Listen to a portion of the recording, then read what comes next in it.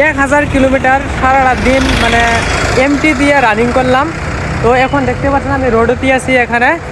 তো এখন যাব আমরা কলকাতায় যাব, এই গাড়ি দিয়ে কলকাতায় ট্রাভেলিং করব, এই গাড়িটা দিয়ে কলকাতা ট্রাভেলিং করব।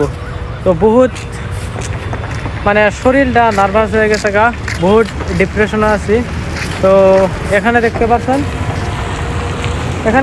যে ভাইটা আছে ভাই।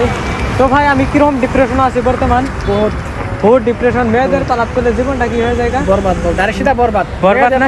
আপনারা কে পাবেন না। তো মেয়েদেরকে বিশ্বাসই করবেন না, ঠিক আছে?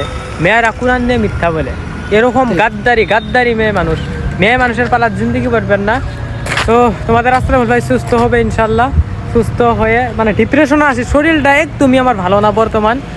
তো তোমাদের আশরাফুল ভাই ইউটিউব চ্যানেলে ফাইনালি 50,000 সাবস্ক্রাইব কমপ্লিট হয়ে গেছে। তোমাদের সাপোর্টে বহুত বেড়ে গেছি।